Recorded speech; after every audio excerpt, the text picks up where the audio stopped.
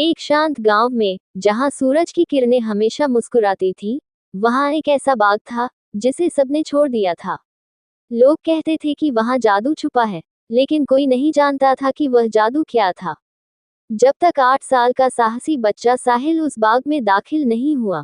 साहिल अक्सर अपने गांव के पास वाले उस पुराने बाग के बारे में सुनता था, जिसे लोग जादुई बाग कहते थे। एक दिन, अपनी उत्सुकता को रोक नहीं पाया और अकेले उस बाग में चला गया।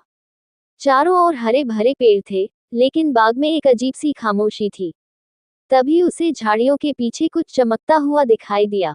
साहिल ने झाड़ियों के पास जाकर देखा तो वहां एक सुनहरा पिंजरा था, जिसमें एक नन्ही सी परी कैद थी।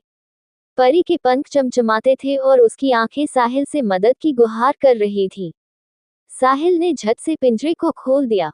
परी बाहर आए और मुस्कुराते हुए कहा, तुमने मुझे आजाद किया है। अब मैं तुम्हें इस बाग का सबसे बड़ा रहस्य बताऊंगी। परी ने साहिल को बाग के बीच में बने एक प्राचीन दरवाजे तक पहुंचाया। दरवाजा जादुई चमक में नहाया हुआ था और उस पर अजीब अजीब निशान थे। परी ने कहा, ये दरवाजा दो दुनियाओं को जोड़ता है। इसे खोलने के लिए तुम्हें अपनी बुद्धि और साहस का इस्तेमाल करना होगा। दरवाजा खोलने के लिए साहिल को एक पहेली हल करनी पड़ी। परी ने इशारा किया कि दरवाजा तभी खुलेगा जब सही शब्द कहे जाएंगे। साहिल ने ध्यान से निशानों को देखा और कहा, साहस और सच्चाई।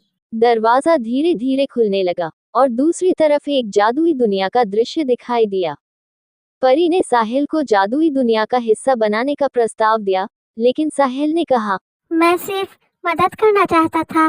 मेरी जगह मेरे गांव में है। परी ने उसकी ईमानदारी की सराहना की और उसे एक जादुई ताबीज दिया। साहिल ने बाग का राज जान लिया था, लेकिन उसने यह बात किसी से नहीं कही।